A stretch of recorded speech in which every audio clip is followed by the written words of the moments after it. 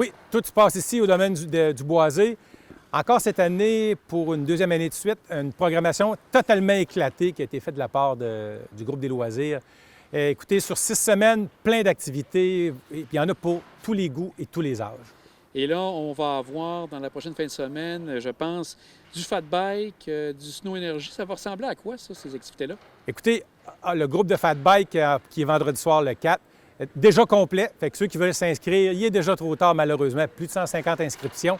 Et on ne s'attendait pas à avoir une si grande demande pour le fat bike qui, sur un territoire comme ici, c'est super d'en faire.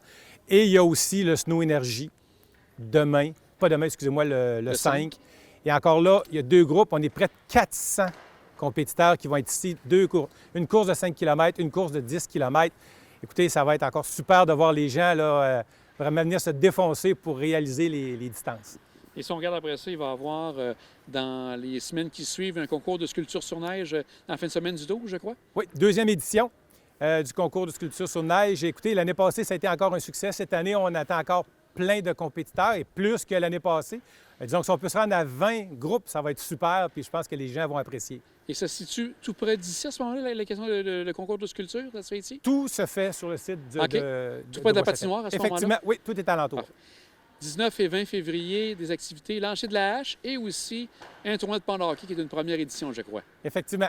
Lancer de la hache qui est encore un plaisir pour tout le monde, pour tous les âges, et le pont de hockey. Écoutez, Bois-Châtel en neige a déjà eu un tournoi il y a plusieurs années qui était tombé dû au fait qu'on n'avait pas de patinoire ou quoi que ce soit. Et là, avec une infrastructure comme celle-ci, le retour du pont de hockey va sûrement créer un must pour notre festival. Et là, les règles, ça va ressembler à quoi? Est-ce que c'est du 3 contre 3, 4 contre 4? Comment ça va fonctionner? C'est 3 contre 3 et ça va être plusieurs équipes qui vont être ici. On est en train là, de procéder aux inscriptions. Je n'ai pas le nombre d'équipes, mais on va sûrement en avoir beaucoup, même voire en refuser. Et je crois que dans les règles, j'ai vu rapidement, il faut avoir une personne de Bois-Châtel, vivant à Bois-Châtel dans l'équipe. Effectivement. J'espère qu'il y en aura plus qu'une par équipe. Ça serait quand même le fun qu'on puisse créer une compétition entre les groupes. Aussi, 26 février, on tombe à ce moment-là dans le temps des sucres et vous avez votre cabane à sucre. Est-ce que c'est quelque chose de nouveau cette année, c'est la cabane à sucre? C'est la deuxième édition, mais cette année, on est vraiment là avec une meilleure planification, plus organisée et le territoire est encore plus développé. Donc, ça va vraiment être la première vraie édition qu'on aura pour la cabane à sucre. La cabane à sucre. Les partenaires sont importants. Qui sont ces partenaires pour Bois-Châtel-en-Neige? Caisse populaire des chutes, Desjardins, de la chute Montmorency, ainsi que IGA des Sources, nos 2 principaux partenaires pour le Festival de Bois-Châtel-en-Neige. Ce qui est bien aussi, il y a plusieurs événements récurrents pendant toute la durée de tout ça. On a, entre autres, je crois, les activités de patinage, hockey. Quelles sont les activités que les gens vont venir ici et vont avoir accès? Tous les vendredis soirs, raquettes au flambeau. Les gens viennent ici, il n'y a pas de compétition, les gens partent, il y a un tracé en flambeau qui est sur le long. C'est entre 3 et 6 km à marcher.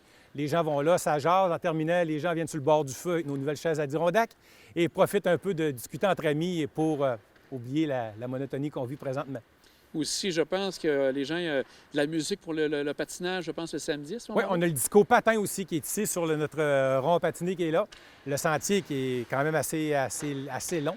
Donc, disco patin très populaire aussi. Même chose encore, les gens viennent ici pour se rencontrer, pour fêter et pour familiariser avec l'emplacement qu'on a ici. Il y a aussi, sans oublier, la randonnée en raquette gourmande. Ah, OK. C'est notre 3e édition. On part dans le bois ici, encore là, un tracé à la tombée du soir. On a des petites bouchées à prendre, commanditées par le IGA des Sources. C'est super le fun. Vous avez aussi une partie musicale. Je pense qu'il y avait des chansonniers tout le long du festival. Oui, on a des chansonniers qui viennent ici à l'extérieur, puis on peut siffloter quelques airs connus. Donc, encore là, ça crée un gros happening pour les gens. Et ça, est-ce que c'est pour une journée en particulier ou c'est durant la fin de semaine? Il faut suivre la programmation sur notre site de boischatel.net. Aussi, pour les plus jeunes, il y a un parcours ludique. Ça ressemble à quoi? Écoutez, c'est un sentier qui est déjà préétabli dans le bois avec des personnages qui vont être là.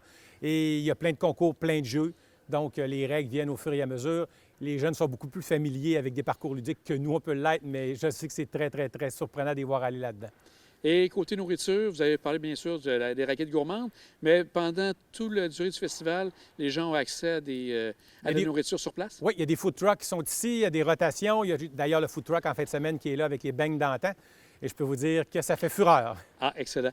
Si on regarde ce qui s'est passé dans les premières semaines, ça ressemblait à quoi au niveau de la participation de la population aux activités?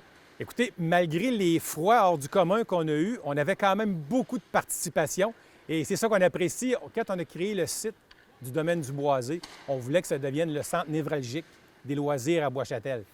Et c'est au-delà de nos espérances et chaque activité qui est créée par les loisirs nous amène plein de gens et plus qu'on pense à chaque fois. Donc, c'est quand même vraiment pour nous là, plaisir de voir les gens venir ici, sourire, heureux et de se tenir en forme. On en voit encore aujourd'hui qui jouent au hockey. Et c'est les gens de Bois-Châtel un peu partout dans les secteurs qui viennent se joindre ici? Effectivement. Particulièrement des gens de Bois-Châtel. Il y a quand même des gens de l'extérieur, amis, familles qui viennent ici pour profiter de nos services. Monsieur Bouchard, on s'est déplacé près de la glissade Desjardins. C'est quelque chose de nouveau ici à Bois-Châtel pour le festival? Effectivement, c'est la deuxième année qu'on a une glissade. Cependant, cette année, on l'a déplacée et on l'a fait encore plus longue pour que les jeunes puissent en profiter plus. Puis écoutez, encore là, grâce à notre partenaire Desjardins des Chutes Montmorency, qui est ici, qui nous a permis de réaliser une belle place comme ça, que les jeunes apprécient, comme on peut voir. Donc, on est super contents de notre glissade là, de cette année. Est-ce que les gens peuvent apporter le leur ou vous prenez l'équipement qui est ici? L'équipement est fourni, cependant, ceux qui veulent venir avec leurs équipements peuvent le faire aussi. Par contre, avec les trips, c'est sûr que les jeunes ont beaucoup de plaisir. Excellent. Donc, bonne fin de festival. Merci.